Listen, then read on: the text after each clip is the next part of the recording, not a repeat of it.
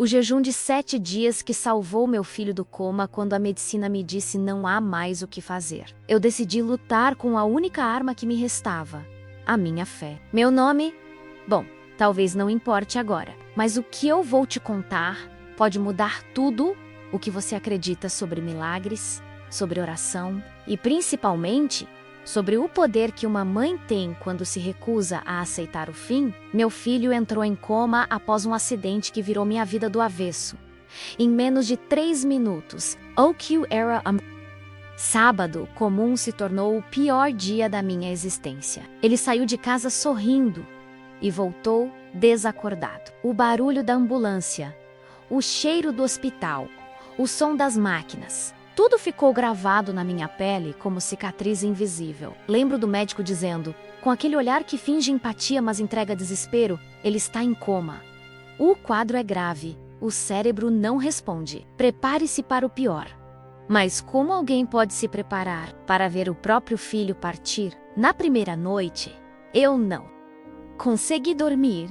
Eu só sentei ali lado da cama, olhando para aquele corpo tão pequeno preso a tubos, cercado por máquinas que sussurravam a morte. E ali, naquela madrugada fria, uma decisão nasceu dentro de mim. Eu não vou comer, eu não vou sair daqui. Eu não vou parar de orar até ele voltar. No segundo dia, recusaram que eu ficasse o tempo todo na UTI, mas eu dei um jeito. Fiquei no chão do corredor, com uma coberta fina e um copo de água. Cada dia que passava, eu sentia meu corpo falhar. Mas ao mesmo tempo, sentia minha alma ficar mais forte. Porque cada dor no estômago, cada tontura, cada lágrima, era minha forma de dizer para Deus, pode levar tudo de mim, mas devolve meu filho. No terceiro dia, sonhei com ele. Ele estava em um campo florido, correndo, sorrindo, como se nada tivesse acontecido, mas havia uma ponte à frente. E do outro lado, eu vi uma sombra algo esperando. Ele me olhava, indeciso, e eu gritava, não atravessa! Espera, mamãe. Acordei tremendo. E de intensificar o jejum. Nem água, nem descanso. Só oração. As enfermeiras me chamavam de louca. Outras mães diziam que eu precisava me cuidar. Mas elas não entenderiam. Aquilo não era uma promessa. Era uma guerra espiritual. No quinto dia, meu corpo já estava em colapso. Minhas pernas mal me sustentavam. Eu tive um desmaio breve.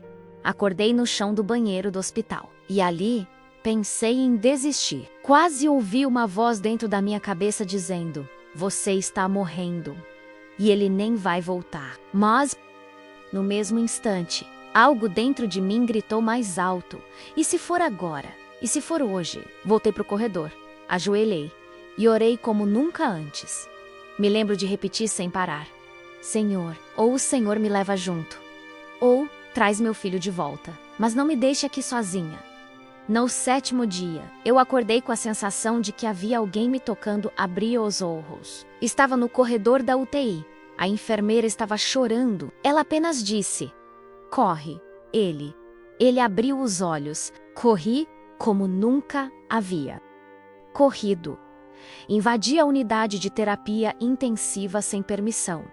E lá estava ele, com os olhos abertos, fracos e lentos, mas consciente. A primeira palavra que saiu da boca dele foi, mamãe. A médica, em choque, balbuciou. Isso não era esperado. O quadro dele era irreversível. Mas ali, nada mais importava. Nem diagnóstico, nem lógica, nem ciência. Porque o que aconteceu ali foi resposta de oração. Eu jejuei 7 dias. 7 dias sem comer. 7 dias sem dormir. 7 dias pedindo ao céu o que o mundo já tinha me negado. E no 7º dia, ele voltou. Talvez você esteja passando por algo que te esmaga, que te rouba o ar. Talvez você esteja do outro lado dessa tela, chorando, com medo, cansada. Mas não para.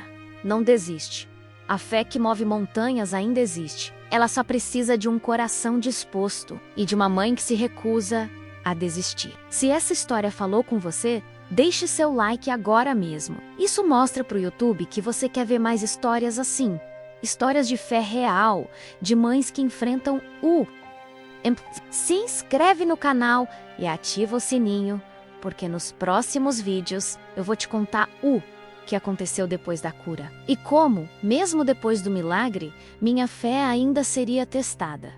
Porque o milagre cura o corpo, mas a fé cura o coração. O milagre aconteceu, mas ninguém me contou que a fé que traz a vida de volta também desperta algo que nem todos estão preparados para entender. Quando meu filho abriu os olhos no 7º dia de jejum, eu senti como se o tempo tivesse parado. Almi olhou com doçura, ainda confuso, e murmurou: "Você não me deixou atravessar a ponte." Eu tremi, não por medo, mas por saber no fundo da minha alma que ele estava falando daquele sonho. O mesmo que eu tive no 5º dia, quando ele estava desacordado, a ponte, a sombra, o campo florido. Aquela imagem não era só coisa da minha cabeça. Ele também tinha estado lá, e mais do que isso, ele lembra, os médicos chamaram de recuperação extraordinária. Usaram palavras como remissão súbita, resposta neurológica incomum, quadro instável, porém promissor. Mas eu sabia, não era ciência, era Deus. Nos dias seguintes, ele começou a comer, a sentar, a sorrir. Era como se estivesse renascendo aos poucos. Mas, ao mesmo tempo, algo no olhar dele estava diferente. Mas e profundo, mais distante às vezes, como se ele tivesse visto algo e ainda estivesse tentando entender. Numa manhã, enquanto tomava sopa com dificuldade, ele me disse: "Mamãe, a senhora de branco ficou triste quando eu..." Voltei. Arregalei os olhos. "Que senhora, filho?" Aqui me dava a mão toda noite. Ela ficava cantando para mim no escuro, mas quando eu voltei, ela ficou com os olhos brilhando e disse que nos veríamos de novo. Meu corpo inteiro arrepiou. Aquilo não era invenção. Não daquele jeito, não com aquela calma. E eu percebi. O milagre havia trazido ele de volta. Mas ele não voltou sozinho. Quando finalmente recebemos alta, voltei para casa com um coração dividido entre a alegria e uma estranha. Nos primeiros dias em casa, notei coisas pequenas. Ele acordava exatamente às 3h17 da madrugada, tidus ous deat. Ia até a janela, olhava para o céu e voltava a dormir sem dizer nada. Um dia, fui atrás dele, de mansinho, e ouvi ele sussurrando algo, como se estivesse conversando com alguém. Não entendi as palavras. Pareciam antigas, como se não fossem da nossa língua. Perguntei o que ele estava dizendo. Eu só estava agradecendo. Ela gosta quando a gente agradece. Aquilo me tocava, me assustava e me fascinava ao mesmo tempo. No domingo seguinte fomos à igreja. Era a primeira vez desde o coma. Todos sabiam da história. Todos estavam com olhos marejados, tocados, esperançosos. Mas o momento mais marcante não foi a emoção das pessoas. Foi o que aconteceu durante o louvor. Enquanto cantavam, meu filho se levantou da cadeira, andou até o altar e ajoelhou, sozinho, sem que ninguém chamasse. Ali, de joelhos, ele começou a chorar. Mas não era um choro de dor. Era choro silencioso, de quem carrega uma emoção que não cabe no peito. Ao final do culto, o pastor se aproximou e disse: "Essa criança, ela viu coisas que a gente não vê. Ela tocou lugares onde só a fé alcança." E foi nesse momento que a ficha caiu. O milagre não foi o fim da história. Foi o começo de um chamado. Naquela noite, enquanto escovava os dentes, ele me perguntou: "Mamãe, por que Deus me deixou voltar?" Fiquei sem palavras. Engoli talvez porque ele ainda tenha algo para você fazer aqui. Ele pensou por alguns segundos e disse algo que me fez chorar por horas. "Então, quando alguém estiver quase indo, eu posso orar também? Igual a senhora fez por mim?" Ali, entendi tudo. A oração que me salvou da dor iria se tornar a oração que ele faria por outros. O ciclo da fé estava se cumprindo diante dos meus olhos. Depois do milagre, veio o chamado. E quando uma criança carrega uma fé maior que muitos adultos, o céu se move de novo. Porque quem volta do vale da sombra, da morte, nunca mais volta vazio. Quando Deus traz alguém de volta, Ele não devolve como era antes. Ele devolve transformado. E às vezes, devolve com uma missão. Eu pensei que o mais difícil já tinha passado, que a oração, o jejum, o desespero e a graça da cura tinham encerrado aquele ciclo. Mas eu ainda era ingênua. Eu ainda não entendia que quando Deus realiza um milagre, Ele não apenas salva menos, Ele envia. E meu filho tinha sido enviado. Só que eu ainda não estava preparada para tudo. O que isso significava? 2 semanas depois da alta do hospital, recebi uma mensagem no grupo da escola. Um menino do 2º ano, chamado Vinícius, havia passado mal durante uma aula e entrado em convulsão. Ele já vinha com um histórico de crises epilépticas e problemas neurológicos graves. Dessa vez, não acordou mais. Fiquei paralisada. A mãe dele, Sandra, era alguém que eu via sempre na porta da escola.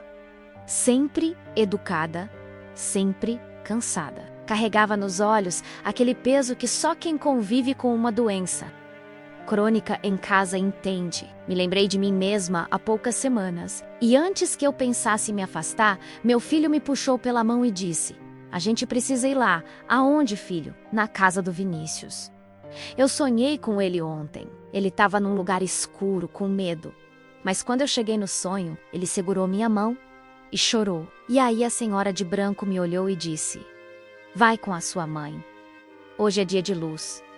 Meu sangue gelou. Não era a primeira vez que ele falava dela. Figura de branco. A mulher dos sonhos. Aquela presença que parecia com Panhallow desde o coma. Mas agora, ela também me envolvia. Chegamos na casa da Sandra no fim da tarde. Era um silêncio que gritava. Ela abriu a porta com o rosto esgotado, os olhos inchados. Quando viu meu filho, apenas desabou em lágrimas. Eu lembro do que aconteceu com ele e o vai no grupo. Eu acompanhei seu jejum. Agora, só Deus pode fazer algo aqui também. Ela nos levou até o quarto. O Vinícius estava deitado, inerte, respiração rasa, olhos fechados. Os médicos diziam que o corpo estava respondendo, mas que não havia mais atividade emocional. Era como se ele tivesse desistido por dentro. Foi nesse instante que meu filho se aproximou da cama, colocou a mão sobre o peito do menino e fechou os olhos, ficou imóvel. Não sabia se interrompia, se chorava, se caía de joelhos. Ele começou a sussurrar palavras que eu não entendi. Frases curtas. Depois, silêncio. E então, ele disse em voz firme à luz: "Chegou, pode voltar, Vinícius, sua mãe tá aqui." E a senhora de branco também.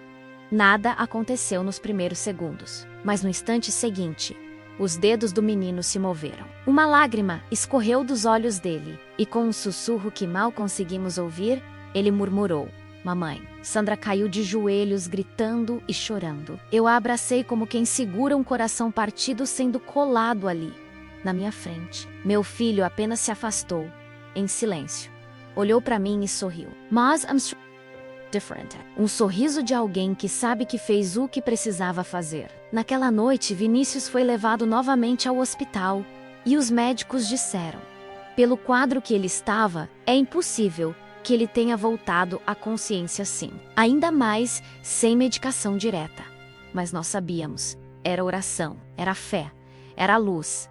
Depois daquele dia, comecei a ver tudo diferente. Não era mais só sobre o milagre do meu filho. Era sobre o que ele carregava agora. E eu me perguntei, como criar uma criança que voltou com um dom? Como proteger alguém que o céu usa para tocar os outros? Na mesma noite, enquanto colocava ele para dormir, ele segurou minha mão e disse: "Mamãe, a senhora também pode. Quando orou por mim, e o vai sua luz. E agora, ela está maior." Eu chorei. Não só pelo que ele disse, mas porque naquele momento entendi que eu também estava mudando. O milagre dele estava se multiplicando em mim. Meu filho voltou do coma, mas ele não voltou sozinho. Voltou com fé, com luz, com propósito. E agora, o dom que salvou ele estava começando a salvar outros. Se essa parte te tocou, deixe seu like agora mesmo. O milagre abriu um portal. Mas junto com a luz, vieram coisas que eu não entendia.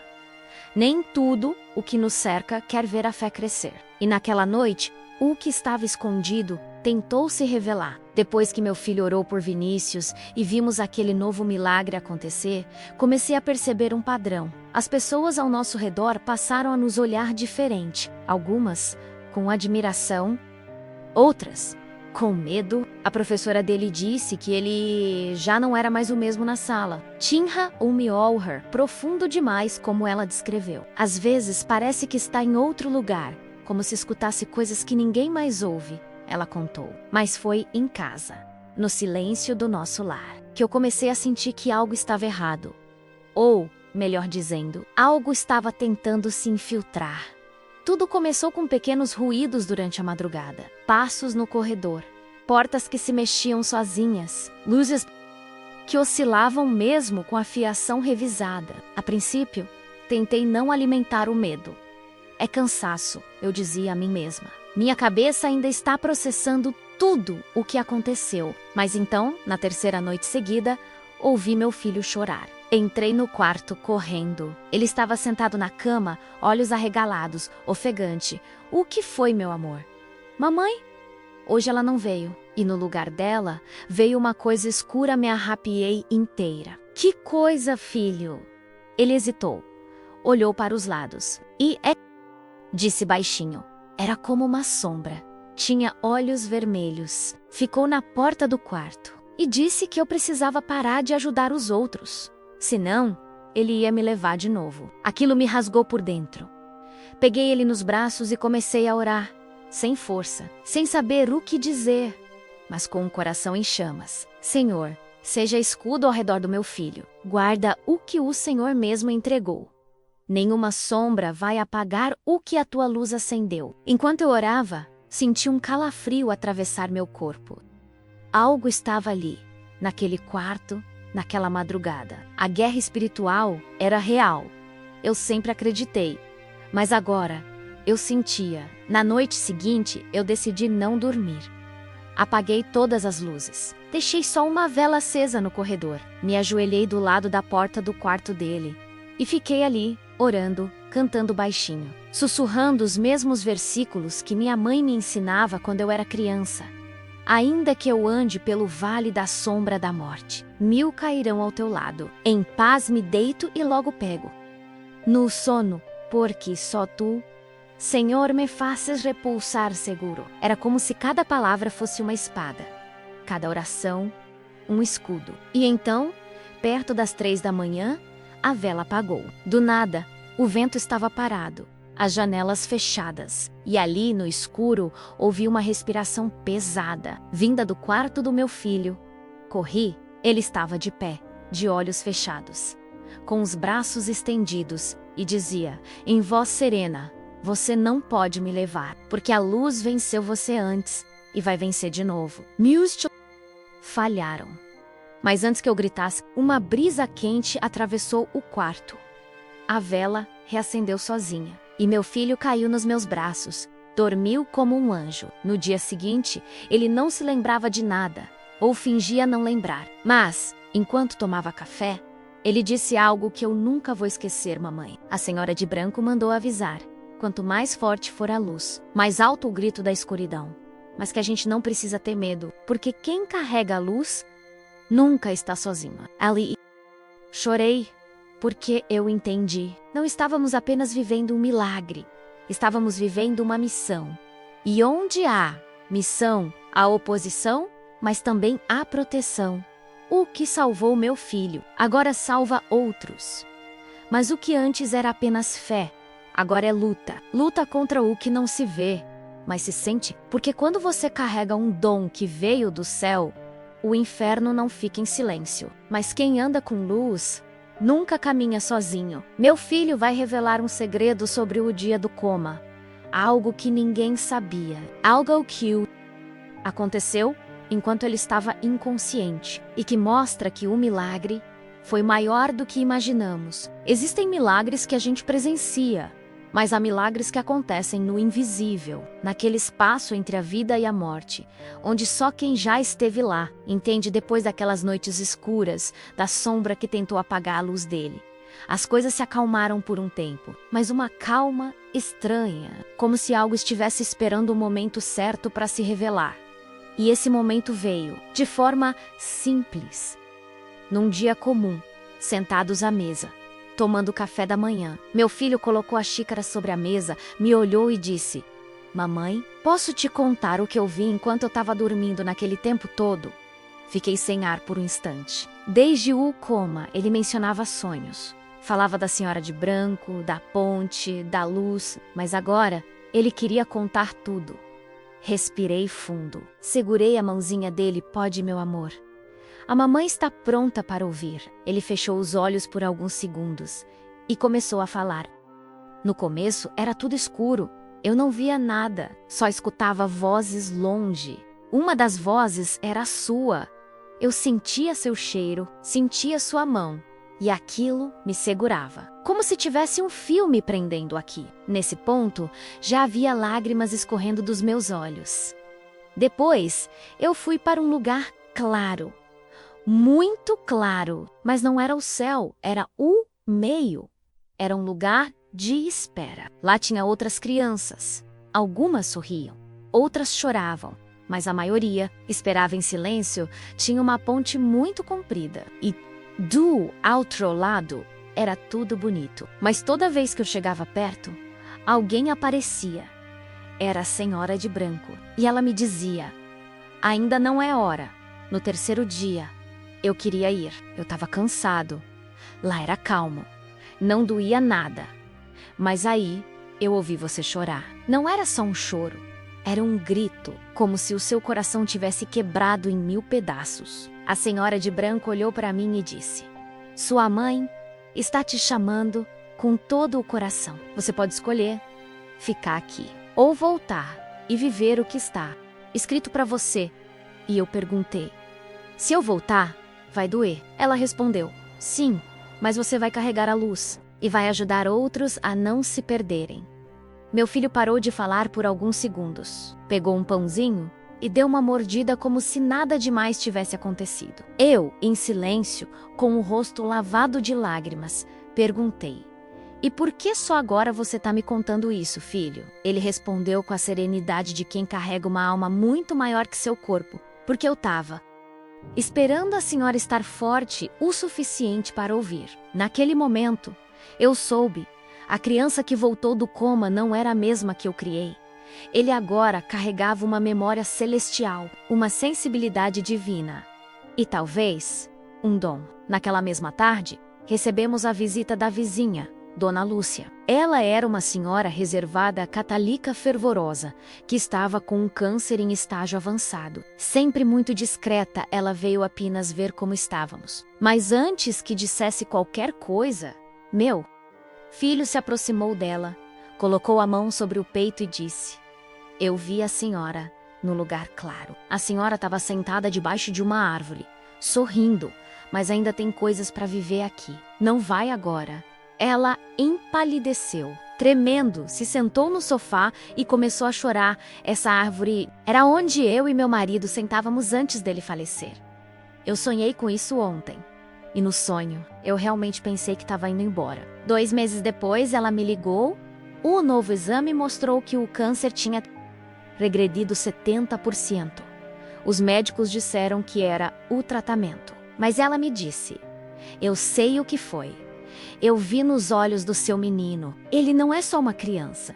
Ele é um sopro do céu. Naquela noite, enquanto o observava dormindo, algo me rasgava por dentro. A alegria da fé vinha acompanhada do medo. Será que um dia ele vai voltar para aquele lugar de luz?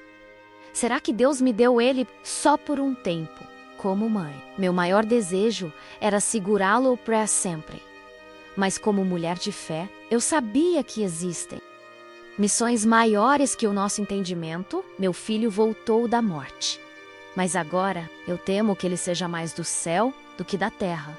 Ele fala com quem ninguém vê, sente o que ninguém sente e ora, como se tivesse aprendido direto com os anjos. O milagre salvou a vida dele, mas agora ele começa a salvar a alma de outros. Existem milagres silenciosos que acontecem quando ninguém vê, mas existem milagres que Deus permite que o mundo assista. E naquele dia, dentro de uma escola, aconteceu diante de dezenas de olhos assustados. Depois de tudo que vivemos em casa, menos das orações, dos sonhos, das revelações e da sombra que tentou levá-lo de novo, pensei que seria bom deixá-lo voltar à escola. Ele precisa de uma rotina normal, eu dizia a mim mesma. Mas o que eu ainda não entendia era que nada voltaria a ser normal.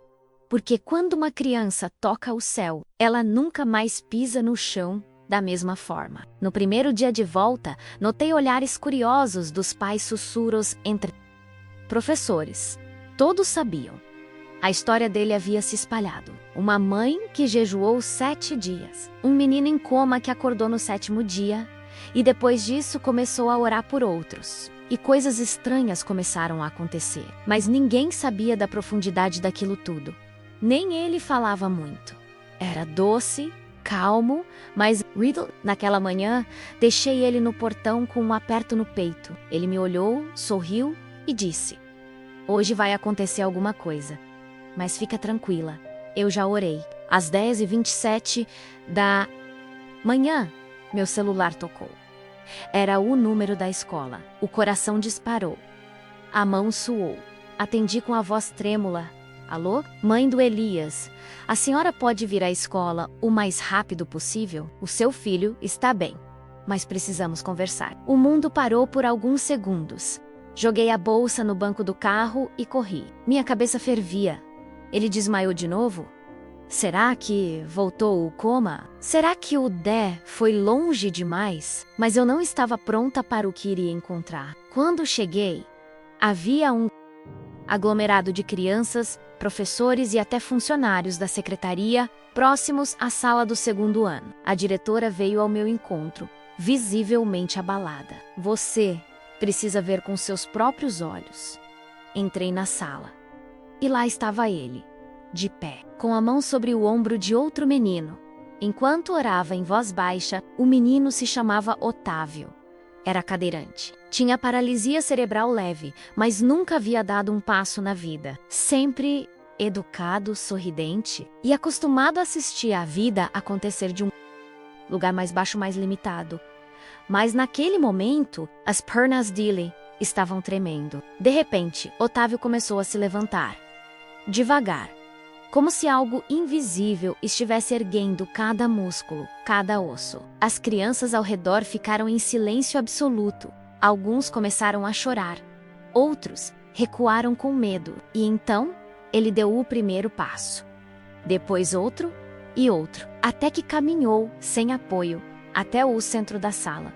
"Eu tô andando, mãe." A mãe dele, que havia chegado junto comigo, caiu de joelhos no chão. Gritava de alegria, de choque, de desespero. As professoras não sabiam se choravam ou rezavam. A diretora se apoiou na parede, pálida. E Elias, meu filho, simplesmente sorriu e disse: "A senhora de branco estava aqui também." Ela ficou de pé atrás dele e disse que era a hora. O colégio ficou em comoção. A notícia se espalhou pela cidade. Alguns jornalistas tentaram se aproximar. Outros disseram que era encenação. Muita gente tentou explicar, justificar, desmentir, mas quem viu quem estava naquela sala sabe o que aconteceu. Porque não foi só Otávio que andou. Foi um milagre que caminhou diante de todos. Naquela noite, coloquei Elias para dormir. Ele estava mais sereno do que nunca. Sentei ao lado da cama e perguntei: "Filho, você se cansa de fazer isso?" Ele pensou por um instante, olhou para o teto e respondeu: "Um pouco. Às vezes dói aqui dentro, no coração. Como se uma parte de mim saísse com a oração." "E por que você continua fazendo?" Ele olhou nos meus olhos com uma pureza impossível de descrever. "Porque quando eu estava lá, naquele lugar claro, eu prometi que se Deus me deixasse voltar eu ia fazer tudo diferente. Ia usar cada pedacinho do que Ele me deu." Eu comecei a chorar em silêncio. Mas ele completou: "Só tem uma coisa que eu ainda não te contei, mamãe." "O quê?" "Eu não voltei sozinho. Quando a senhora de branco me mandou voltar, ela colocou algo dentro do meu peito. Algo que esquenta quando alguém precisa de ajuda." No momento, eu soube o dom dele. Não era só orar. Era sentir o sofrimento dos outros. Sentir o peso que ninguém vê. Sentir a presença de quem nem todo mundo acredita. O milagre agora é visível. Está nos olhos das mães que voltam a sorrir, nas crianças que andam, nos professores que voltam a crer. Mas o que virá depois disso? Vai mostrar que nem todos ficam felizes. Quando a luz brilha, todo milagre tem seu preço.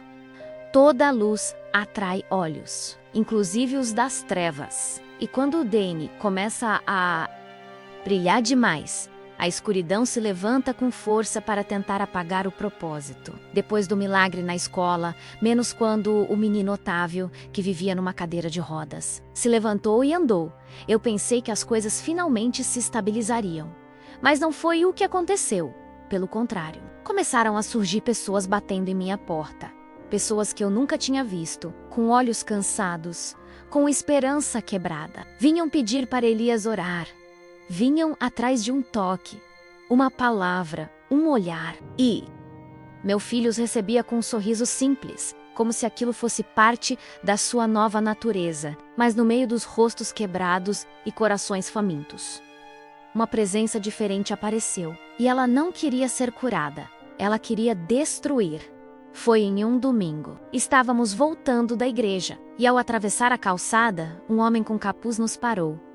Eu achei que era alguém pedindo ajuda, mas quando olhei nos olhos dele, não vi nada. Nenhum brilho, nenhuma expressão, só vazio. Ele se agachou na altura do Elias e disse: "Você não deveria ter voltado, garoto. O que você está fazendo vai desequilibrar o ciclo." Meu sangue gelou. Antes que eu pudesse reagir, Elias colocou a mão no meu braço e disse: "Mãe, não fala nada. Isso não é um homem. É algo antigo." Ele estava do outro lado da ponte, e ele odeia quando alguém escolhe a vida. O homem sorriu. Um sorriso frio, sem emoção. Logo, o coração dele vai começar a queimar mais forte. E quando isso acontecer, você vai entender que o dom que recebeu também carrega um fardo. Ele se virou e sumiu entre os carros. Literalmente sumiu, não deu tempo de olhar para trás. Naquela semana, fomos convidados a um culto especial em outra igreja. O pastor tinha ouvido o testemunho de Elias e queria que ele orasse por uma criança doente da congregação. Aceitamos. Era o que meu filho fazia de coração: ajudar. A igreja era simples, mas cheia de fé. O culto começou como qualquer outro: louvores, palavra, orações. Mas quando o pastor chamou Elias ao altar, o ambiente mudou.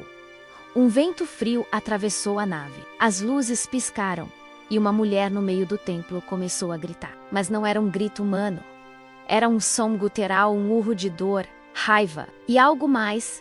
Ela se jogou no chão. Rastejava, arranhando o próprio rosto, dizendo: "Ele não devia estar aqui. Ele é a ruptura. Ele é a luz que quebra as correntes. Ele precisa parar." As pessoas tentaram conter. O pastor orava alto, mas ninguém conseguia chegar perto dela. Até que Elias, pequeno, franzino, caminhou até ela e, com uma paz impossível de explicar, sussurrou: "Em nome daquele que me enviou, você não tem mais morada aqui." A mulher gritou uma última vez e desmaiou. Silêncio. Por alguns segundos, só o som da respiração ofegante de todos ao redor.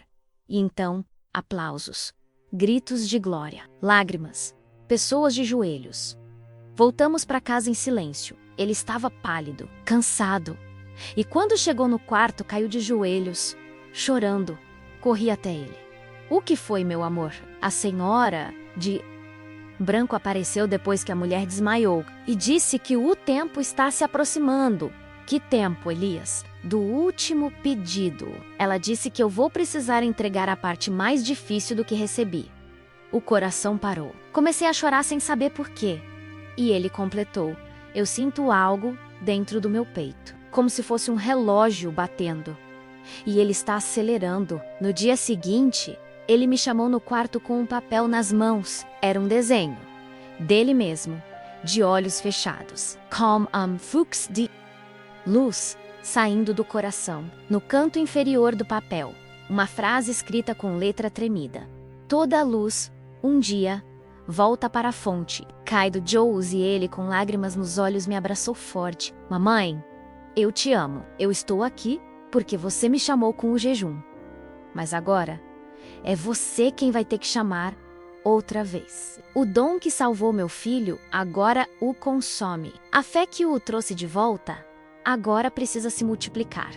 Porque o último milagre será o mais difícil de todos. E talvez seja o milagre de deixá-lo partir ou de fazer com que ele fique mais uma vez. Se essa história tocou seu coração, deixe seu like agora mesmo. Se inscreva no canal e ativa o sininho, porque o que vem a seguir. A Senhora de Branco vai voltar. E com ela virá a escolha final. Uma despedida? Ou um novo renascimento? O desfecho mais comovente de todos está por vir. Nem todo milagre vem como esperamos. E nem toda despedida é o fim. Quando a fé é profunda, até a dor vira caminho. E quando a mãe ora, ou se sei moved, eu achava que já tinha vivido tudo que uma mãe podia suportar. Achei que o coma, o jejum, a guerra espiritual e os milagres visíveis tinham encerrado aquele ciclo.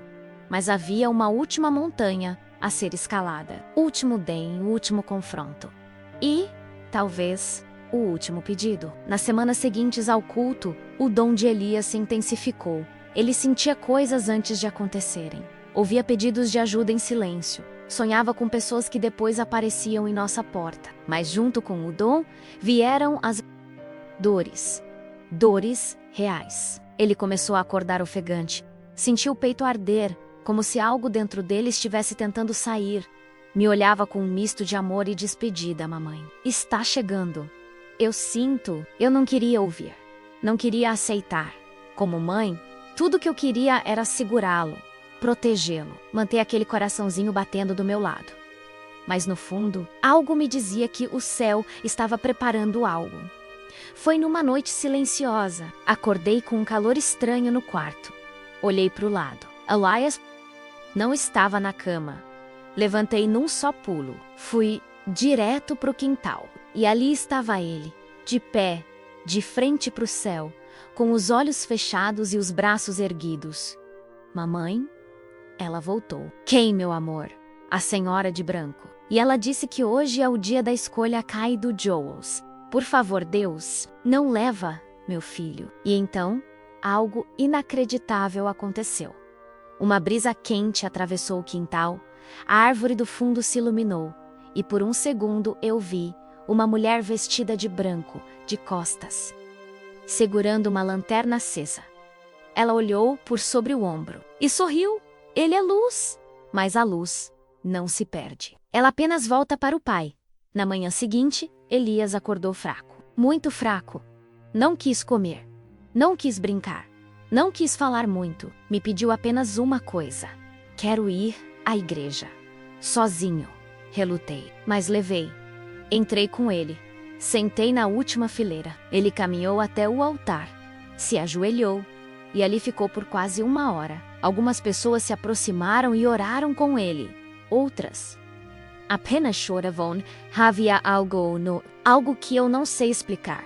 Era como se o céu estivesse se despedindo. Naquela noite, ele me pediu para dormir no meu colo, se eu dormir hoje e não acordar. Lembra que eu te escolhi para ser minha mãe. Não consegui conter o grito, chorei como uma criança. Mas ele só sorriu e pela última vez disse: obrigada por me trazer de volta. Uma vez. Agora é sua oração que vai decidir se eu fico mais uma. Na madrugada eu senti algo gelado. Elias Neal. Respirava. Corri com ele nos braços. Cheguei ao hospital gritando.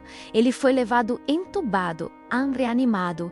Os batimentos voltavam e sumiam. Pressão despencava. Os médicos diziam: a mãe precisa se preparar. Mas como preparar uma mãe para perder o milagre que ela mesma gerou? Eu não aceitei. Voltei para o meu quarto feito a porta e comecei tudo de novo. O jejum, a oração, as músicas de adoração, as madrugadas em pé, rasgando meu coração diante de Deus. Se o Senhor me trouxe até aqui, me mostra. mostra que a luz dele ainda é para esse mundo. 3 dias sem resposta. 3 dias com meu filho desacordado, os médicos dando prazo, a família pedindo para aceitar, mas no terceiro dia, enquanto orava ajoelhada no quarto do hospital, o monitor apitou. Luzes se acenderam. Enfermeiros correram, e ele abriu os olhos. Oi, mamãe. Tava com saudade, ele se recuperou, mas algo mudou. Ele estava mais leve, mais calado, mais consciente de tudo. Eu voltei porque você chamou. Mais uma vez. Mas agora, para ficar. A senhora de branco disse que o tempo do peso passou. Agora vem o tempo do descanso. Hoje ele está bem, saudável, em paz, mas ele não faz mais orações por cura em público. Agora ele apenas abraça e diz: quem crê já foi tocado. Meu filho voltou da morte 2 vezes. E nas 2 foi a fé que o trouxe de volta. Não há ciência que explique, nem lógica que contenha o que uma oração sincera de mãe é capaz de fazer. Essa é a minha história, e se ela tocou seu coração de alguma forma, deixe seu like, se inscreve aqui no canal. Esse espaço é para quem crê, para quem não desistiu, para quem ainda acredita no invisível. Ative o sininho para receber mais relatos como esse e lembre-se, quando tudo parecer perdido, talvez você esteja a uma oração de ver o céu se mover.